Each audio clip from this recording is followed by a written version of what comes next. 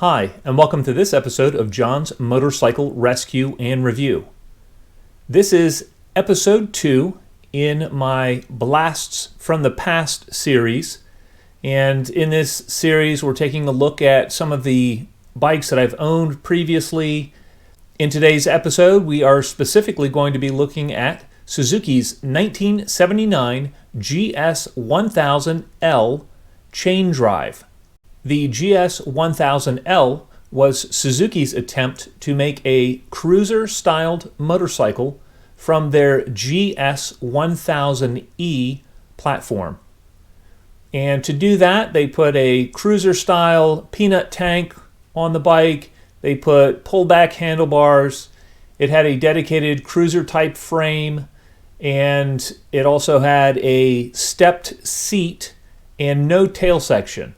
And so it really followed the traditional Japanese cruiser-style motorcycles. Because it was based heavily on the GS1000E, the GS1000L had the same motor and transmission. It had a 4-cylinder, air-cooled, 8-valve motor. The displacement was 997 cc's. It made 83 horsepower at 8,000 RPM. And 58 foot-pounds of torque at 6,500 RPM. And the quarter mile, depending on the source you look at, is right around the 12-second mark, plus or minus a little bit. So it was still a very quick bike in the day, one of the quickest bikes on the road. Top speed on the GS1000L was right around 142 miles an hour. So it was a stout performer. It had a slick shifting 5-speed transmission. It had large dual disc brakes in the front and a large disc brake in the rear. Wet weight on the GS1000 was 536 pounds. Instrumentation-wise, the GS1000L had a really nice big speedometer. It had a big tachometer. It had a fuel gauge, and it also had a gear indicator on the bike. And that was really head and shoulders above the competition from Yamaha or Honda or even Kawasaki. It had air adjust suspension in the front. It also had dual shocks in the rear with preload and damping adjustment. On this particular L, I did a little bit of work to it to make it more comfortable for me. The buckhorn handlebars that came on this bike, the pullback handlebars, were terribly uncomfortable, and it really put me in a position where I was leaning back every time I drove the bike and had very little control. So I went with a Superbike bend handlebar, and you'll also notice the seat on this is not the stock seat. The seat that actually came on the bike was a king and queen seat, and it just looked terrible. It was a custom piece from the time period.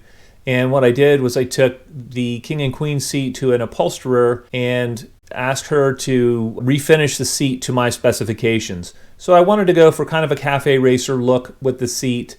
It still has a usable passenger pad area, but it was slimmed down even from the stock seat, and I was happy with it. It had a nice broad seating area, and it was comfortable.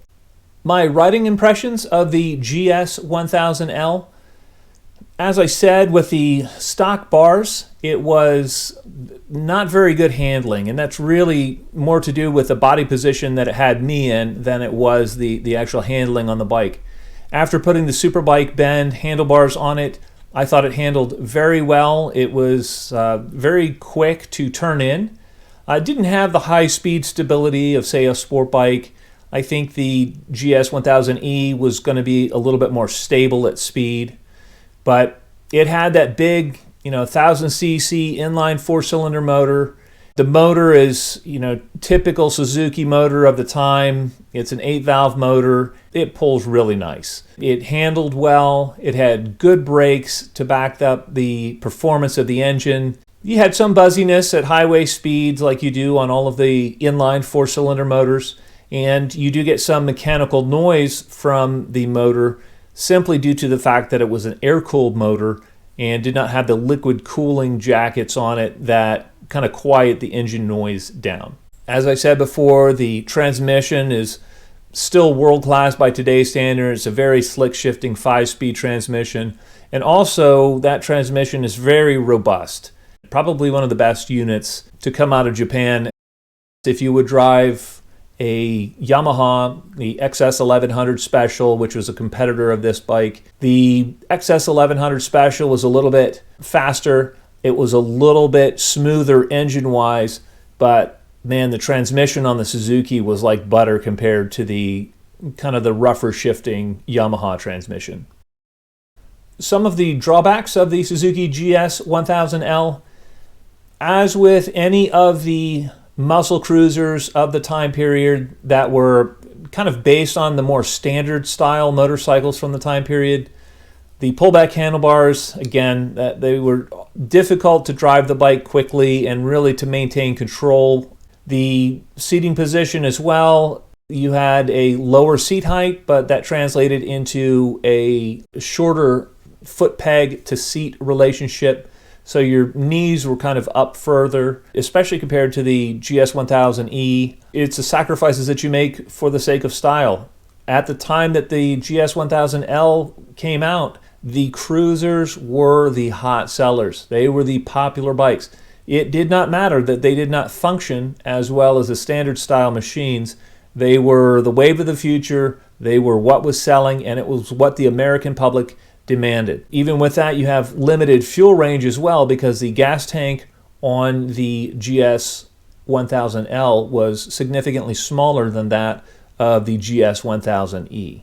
With that said, I do think the GS1000L, especially if you did a couple little modifications like I did to this one, I really think it was a good looking bike. I think it handled well for a cruiser. It's very entertaining. It's still, the performance it packs is shocking.